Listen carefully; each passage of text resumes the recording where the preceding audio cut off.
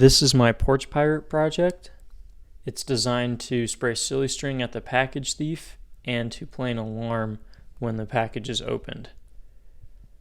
So firstly, it's powered by a power bank, which is usually used for mobile phones.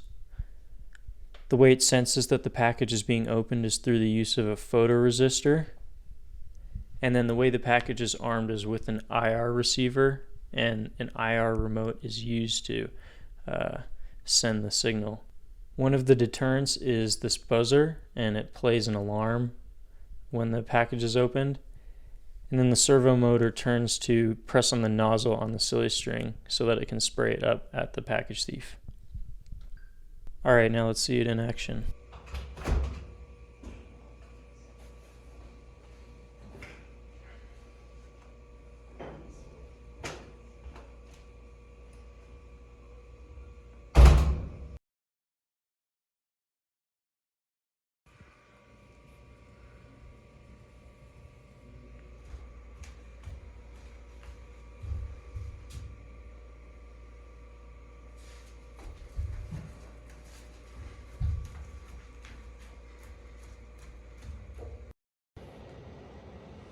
Alrighty, let's see what we got here. What the fuck?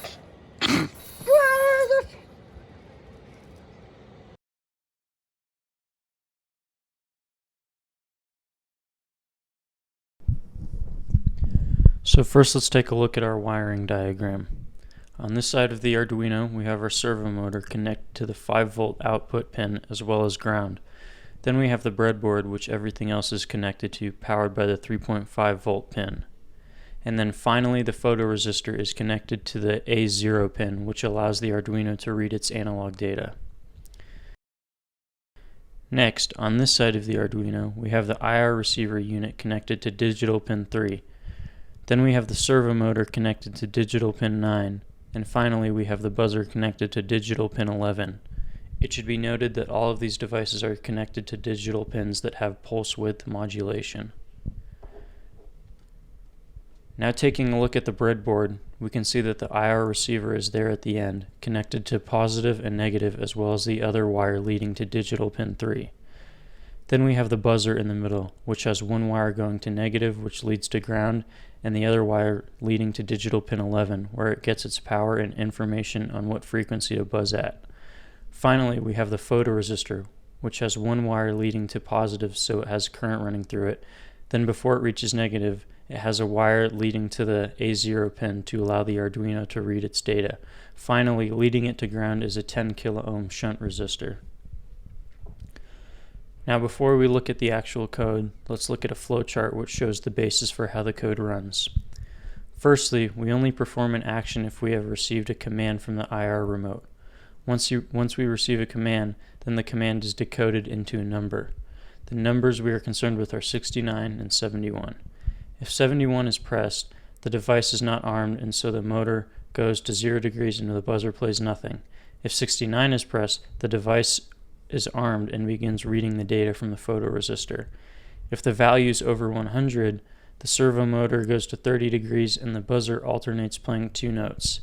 If the value is under or equal to 100, the servo motor stays at 0 and the buzzer plays nothing. Now let's look at some actual code. Let's start with the setup code. We start by including all the necessary libraries. These libraries are for the IR remote, the servo motor, and the buzzer. Next, we set up our variables. We put the IR receiver pin at digital pin 3. We put the servo position at a value of 0 degrees. We create a variable for the IR command. We define which analog pin the photoresistor goes to. We make a variable for this data from the photoresistor. Then we define what digital pin the buzzer goes to, which is 11. Finally, we make a Boolean variable called arm, which defines if the device is armed or not. Next, we begin the serial monitor. We begin the IR receiver, we attach the servo motor to digital pin 9, and initialize the servo motor at 0 degrees.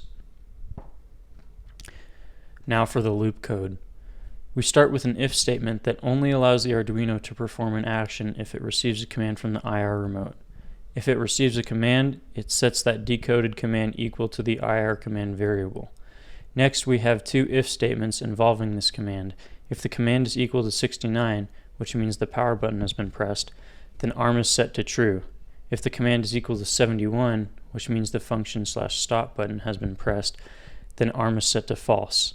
After this, we have an if statement that says if arm is true, then begin reading the light level from the photoresistor pin. Within this if statement, we have another if statement that says if the light level is over 100, then move the servo to 30 degrees and play 2 notes on the buzzer for half a second each. After this is an else statement that says to move the servo to 0 degrees and play nothing on the buzzer. After this, we have an if statement that says if arm is false, then play nothing on the buzzer and move the servo motor to 0 degrees. So this concludes the code for my Porch Pirate project, and thanks so much for watching.